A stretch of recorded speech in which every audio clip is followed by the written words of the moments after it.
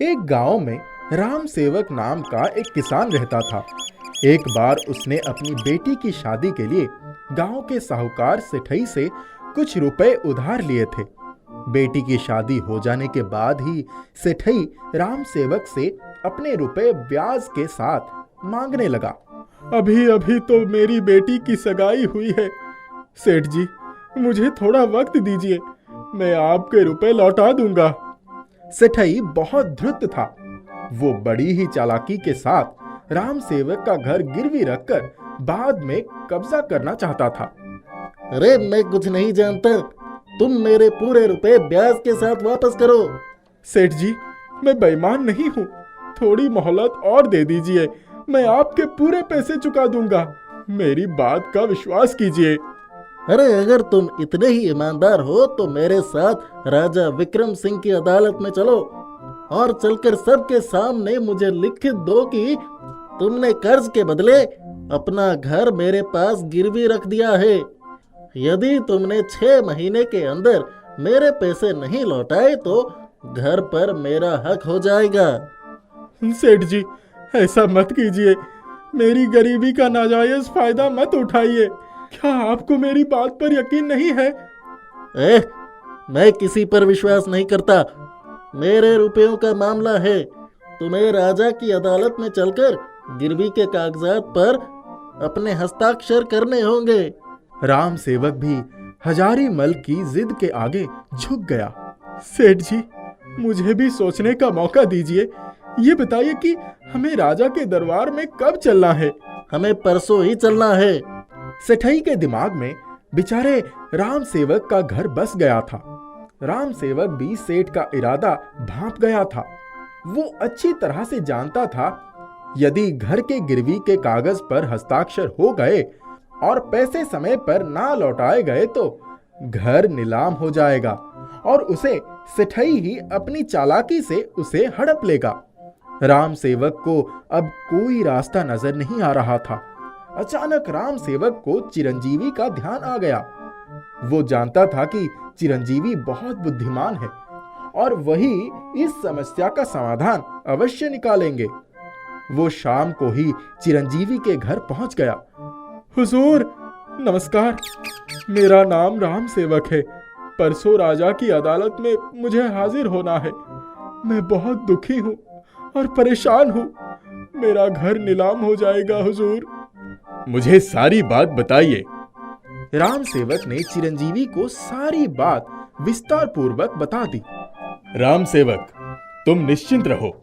उस दिन जब सेठई के साथ घर से निकलना, तब उसे कहना कि मेरे पास पहनने के लिए ढंग के कपड़े और चलने के लिए कोई साधन नहीं है।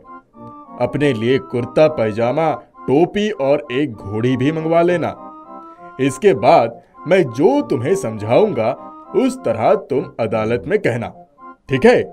अदालत में मैं सब संभाल लूंगा। चिरंजीवी ने राम सेवक के बचाव का सारा रास्ता अपने दिमाग में तैयार कर लिया। उस दिन सवेरे सवेरे राम सेवक साहूकार सेठई के घर पहुंच गया। सेठ जी, मैं अदालत में चलने के लिए तैयार हूं, लेकिन मेरे पास ढंग के कपड़े, जूते और टोपी नहीं है। कोई चलने का साधन भी नहीं है। यदि आप मुझे अपने पुराने कपड़े, टोपी, जूते और चलने के लिए एक घोड़ी दे दें तो बड़ी कृपा होगी। आप तो जानते ही हैं कि मैं जरूरी कागजात पर हस्ताक्षर करने चल रहा हूँ। अरे कपड़े, जूते और टोपी तक तो ठीक है, घोड़ी क्यों मंगवा रहे हो? हुजूर, घोड़ी देंगे तभी तो मैं आपके साथ समय पर अदालत पहुंच जाऊंगा। सेठ के ख्यालों में अब भी राम सेवक का घर घूम रहा था। उसने सोचा, थोड़े समय की बात है, छोटी वाली बूढ़ी घोड़ी दे ही देता हूँ, इसके बाद उसका घर तो अपना ही हो जाएगा। इस तरह से राम सेवक सेठ के कपड़े, टोपी और उनकी ही घोड़ी लेकर अदालत पहुंच गया। अदालत की कार्यवाही शुरू हो गई। चिरंजीवी राजा के सम्मुख उपस्थित हो गया। हे राजन, यह राम सेवक एक गरीब किसान है। इसका शोषण ना हो, इसीलिए मैं यहाँ इसकी तरफ से पैरवी करने की इजाजत चाहता हूँ। इजाजत है, पहले राम सेवक का नाम पुकारा गया। तुम्हें क्या कहना है, अदालत को बताओ। हुजूर, मेरा नाम राम सेवक है। मैंने सेठई जी से अपनी बेटी की शादी के लिए 2000 रुपए उधार लिए थे। मैंने उनसे कुछ मोहलत मांगी, लेकिन यह तैयार नहीं हुए। अब ये मुझे ही बेघर करना चाहते हैं। यह मेरे मकान को अपना मकान समझते हैं। यह मुझसे रोज झगड़ा करते हैं। मेरी हर वस्तु को अपनी वस्तु कहते हैं। आज मुझे अदालत में खींच कर लाए हैं। मुझसे एक गिरवी के कागजात पर हस्ताक्षर करवाना चाहते हैं। अब हुजूर, अगर आप इजाजत दे तो मैं सेठ जी से कुछ सवाल पूछना चाहता हूँ। इसके बाद आप स्वयं सब कुछ समझ जाएंगे। इजाजत है, पूछ लो जो भी पूछना है। सेठ जी, क्या आपने रुपए देते समय कोई समय सीमा तय की थी? नहीं। क्या आपने इनकी घर गिरवी रखने की कोई शर्त रखी थी? नहीं। सेठ जी, यह राम सेवक के सर पर टोपी किसकी है? मेरी है। राम सेवक ने जो कपड़े पहने हैं वो किसके हैं? मेरी ही तो है। या उनके पैर में पहने हुए जूते किसके हैं? अरे, ये भी मेरे ही है। और राम सेवक जिस घोड़ी पर बैठकर राजा साहब की अदालत में आए हैं वो किसकी है? अरे, वो घोड़ी भी मेरी ही है। कपड़े, टोपी, जूते, घोड़ी सब मेरे ही है। सेठ की बातें सुनकर अदालत में मौजूद लोग जोर जोर से हंसने लगे। राजा और सभी लोग यही सोचने लगे कि साहूकार सेठई पागल हो चुका है। हुजूर, अब तो आप सब कुछ समझ ही गए होंगे। फैसला आपके ही हाथ में है। साहूकार सेठई का मानसिक संतुलन बिगड़ गया है। राम सेवक को राजकीय नियमावली के तहत ब्याज दर पर कर्ज चुकाने के लिए 1 वर्ष की मोहलत दी जाए। इतना कहकर राजा ने अपना फैसला सुना दिया। सेठ गुस्से से लाल हो रहा था और चिरंजीवी मुस्कुरा रहा था।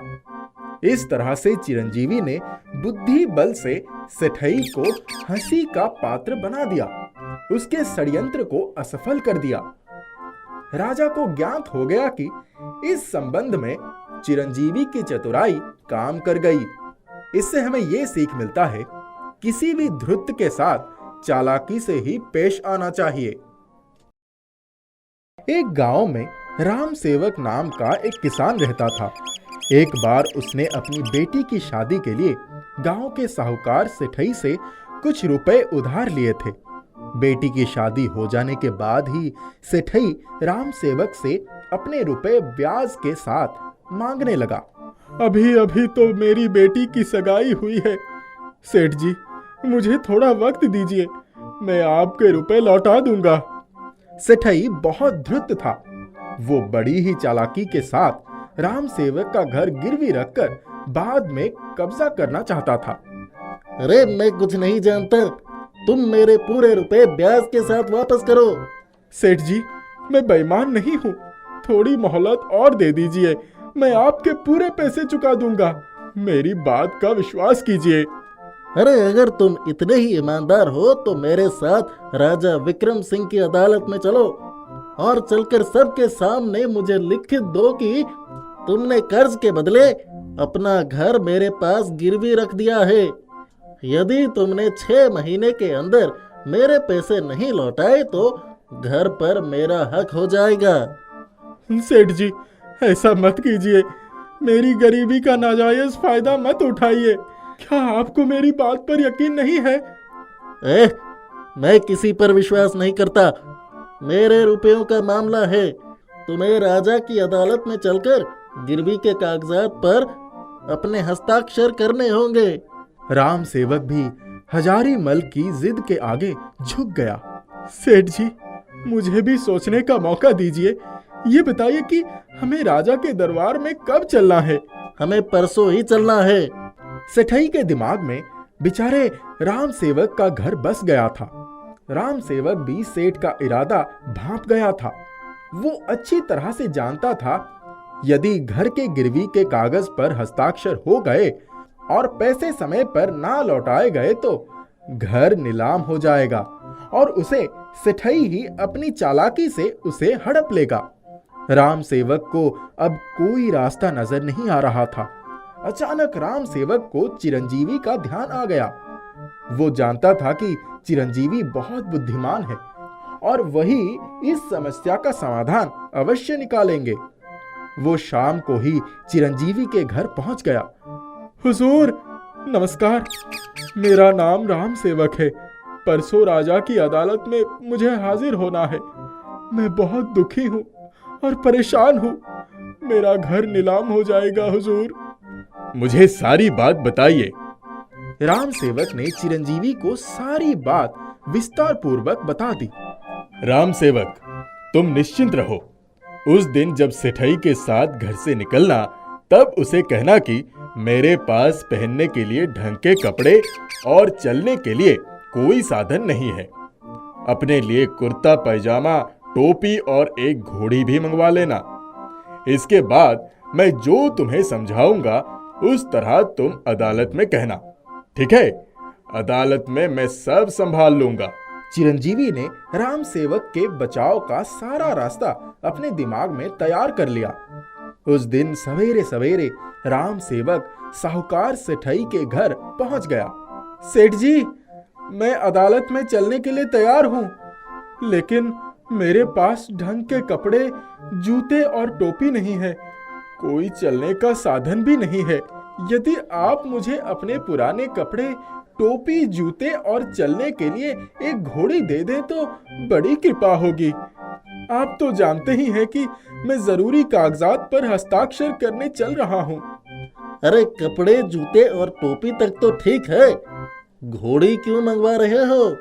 हुजूर, घोड़ी देंगे तभी तो मैं आपके साथ समय पर अदालत पहुंच जाऊंगा। सेठ के ख्यालों में अब भी राम सेवक का घर घूम रहा था। उसने सोचा, थोड़े समय की बात है, छोटी वाली बूढ़ी घोड़ी दे ही देता हूँ। इसके बाद उसका घर तो अपना ही हो जाएगा। इस तरह से राम सेवक सेठ के कपड़े, टोपी और उनकी ही घोड़ी लेकर अदालत पहुंच गया। अदालत की कार्यवाही शुरू हो गई। चिरंजीवी राजा के सम्मुख उपस्थित हो गया। हे राजन, यह राम सेवक एक गरीब किसान है। इसका शोषण ना हो, इसीलिए मैं यहाँ इसकी तरफ से पैरवी करने की इजाजत चाहता हूँ। इजाजत है। पहले राम सेवक का नाम पुकारा गया। तुम्हें क्या कहना है, अदालत को बताओ। हुजूर, मेरा नाम राम सेवक है। मैंने सेठई जी से अपनी बेटी की शादी के लिए 2000 रुपए उधार लिए थे। मैंने उनसे कुछ मोहलत मांगी, लेकिन यह तैयार नहीं हुए। अब ये मुझे ही बेघर करना चाहते हैं। यह मेरे मकान को अपना मकान समझते हैं। यह मुझसे रोज झगड़ा करते हैं। मेरी हर वस्तु को अपनी वस्तु कहते हैं। आज मुझे अदालत में खींच कर लाए हैं। मुझसे एक गिरवी के कागजात पर हस्ताक्षर करवाना चाहते हैं। अब हुजूर, अगर आप इजाजत दे तो मैं सेठ जी से कुछ सवाल पूछना चाहता हूँ। इसके बाद आप स्वयं सब कुछ समझ जाएंगे। इजाजत है, पूछ लो जो भी पूछना है। सेठ जी, क्या आपने रुपए देते समय कोई समय सीमा तय की थी? नहीं। क्या आपने इनकी घर गिरवी रखने की कोई शर्त रखी थी? नहीं। सेठ जी, यह राम सेवक के सर पर टोपी किसकी है? मेरी है। राम सेवक ने जो कपड़े पहने हैं वो किसके हैं? मेरी ही तो है। या उनके पैर में पहने हुए जूते किसके हैं? अरे ये भी मेरे ही है। और राम सेवक जिस घोड़ी पर बैठकर राजा साहब की अदालत में आए हैं वो किसकी है? अरे वो घोड़ी भी मेरी ही है। कपड़े, टोपी, जूते, घोड़ी सब मेरे ही है। सेठ की बातें सुनकर अदालत में मौजूद लोग जोर जोर से हंसने लगे। राजा और सभी लोग यही सोचने लगे कि साहूकार सेठई पागल हो चुका है। हुजूर, अब तो आप सब कुछ समझ ही गए होंगे। फैसला आपके ही हाथ में है। साहूकार सेठई का मानसिक संतुलन बिगड़ गया है। राम सेवक को राजकीय नियमावली के तहत ब्याज दर पर कर्ज चुकाने के लिए 1 वर्ष की मोहलत दी जाए। इतना कहकर राजा ने अपना फैसला सुना दिया। सेठ गुस्से से लाल हो रहा था और चिरंजीवी मुस्कुरा रहा था। इस तरह से चिरंजीवी ने बुद्धि बल से सेठई को हंसी का पात्र बना दिया, उसके षड्यंत्र को असफल कर दिया। राजा को ज्ञात हो गया कि इस संबंध में चिरंजीवी की चतुराई काम कर गई। इससे हमें यह सीख मिलता है, किसी भी धृत्य के साथ चालाकी से ही पेश आना चाहिए।